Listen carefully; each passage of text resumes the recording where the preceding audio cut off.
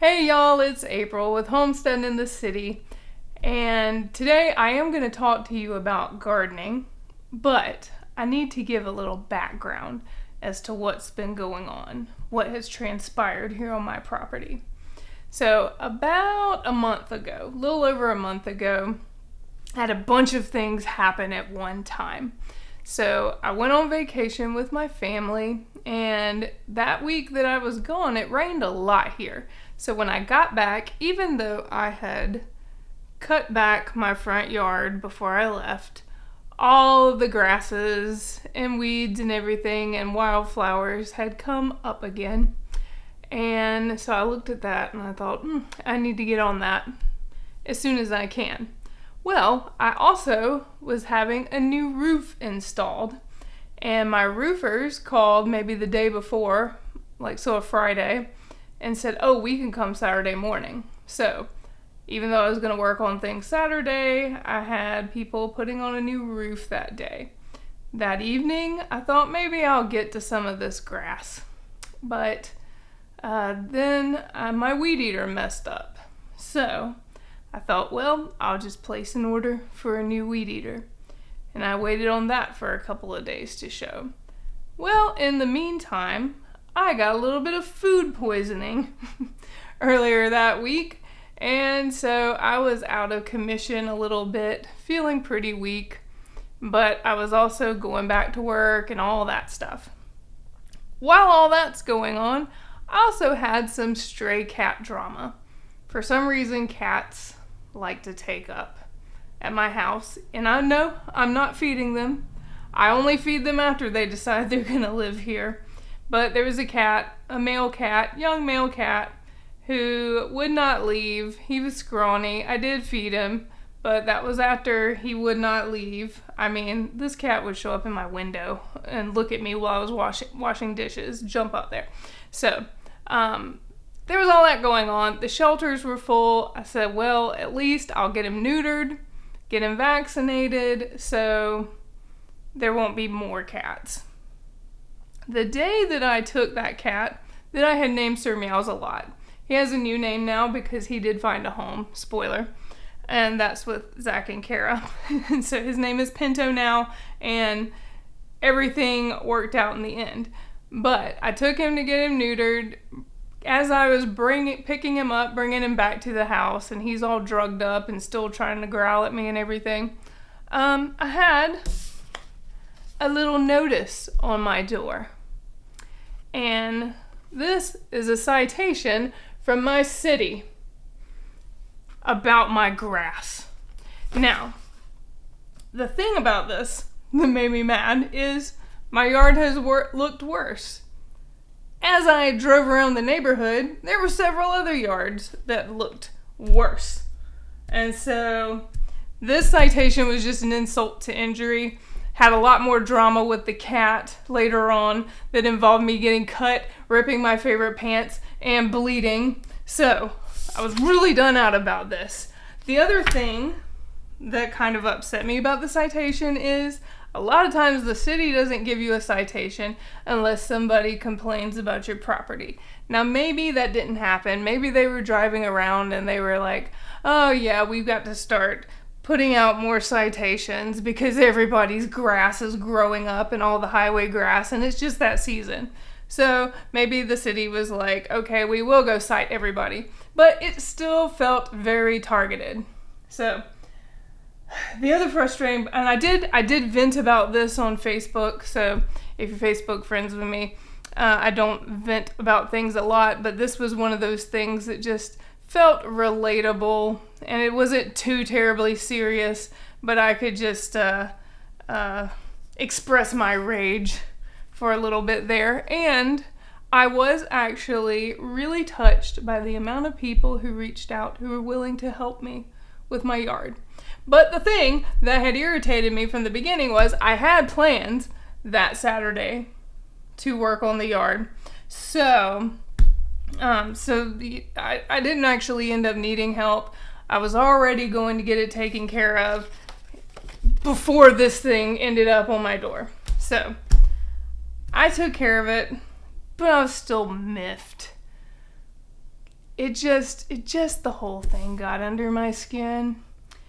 And so I realized what I wanted was good old revenge.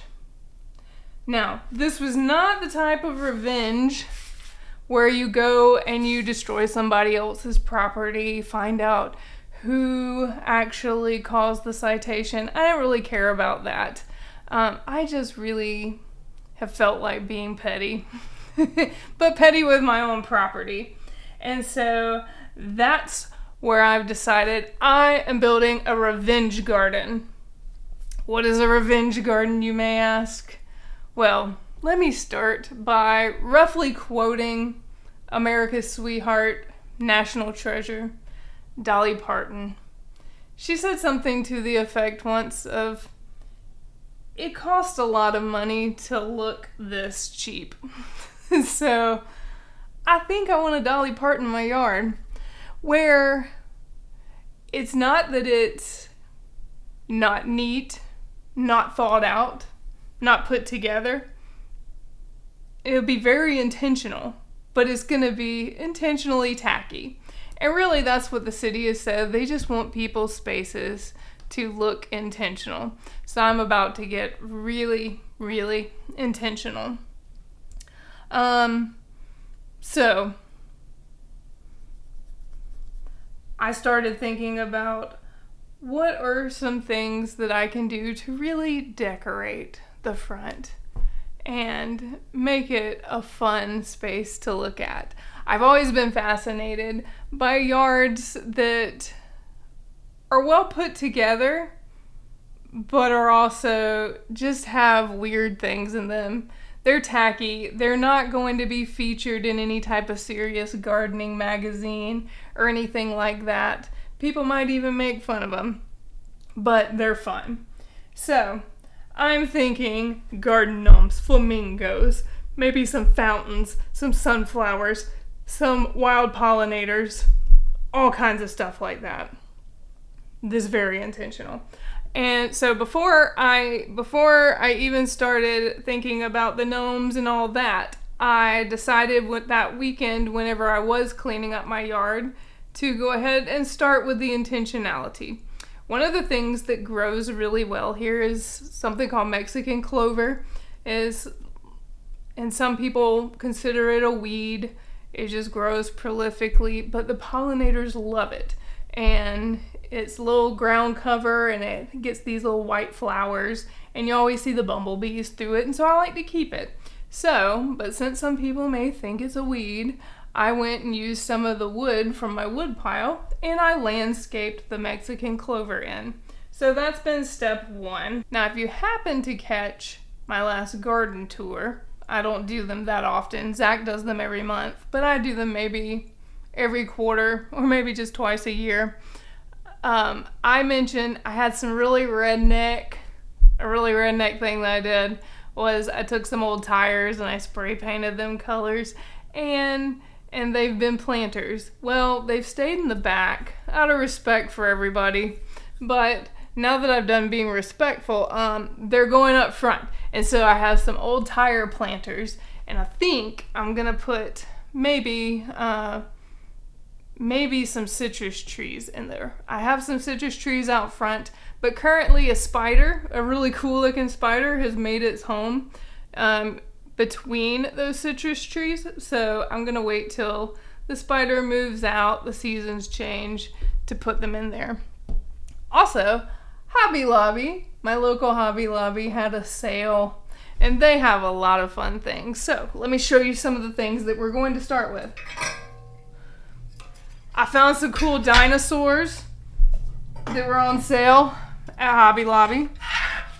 And so these guys will be making their way up to the front.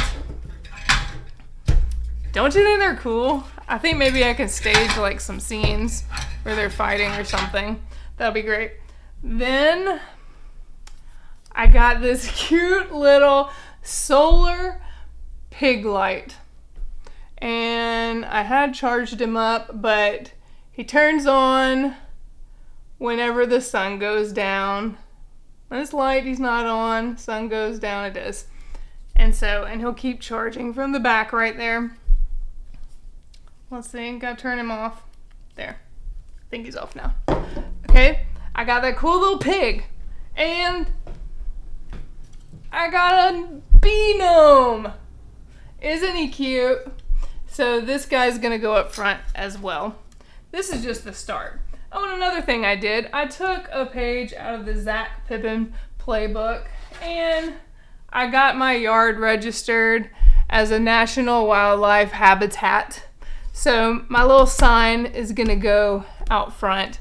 That makes it harder to cite whenever you are a National Wildlife Habitat. That shows that wildlife enjoy your yard.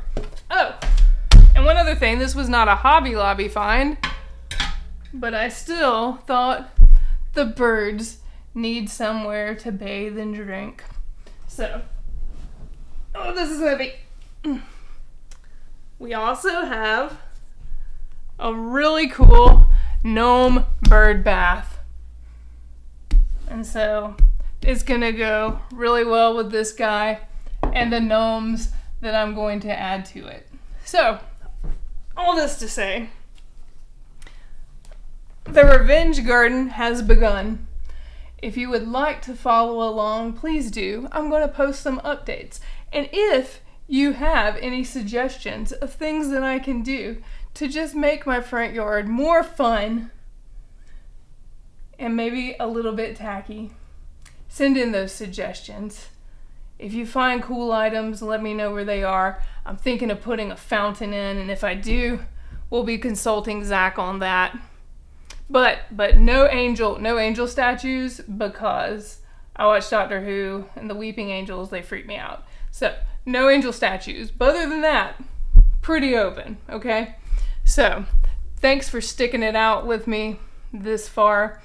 We will be doing updates on how the Revenge Garden is going. Can't wait to see, and we'll see you next time. Thanks, bye.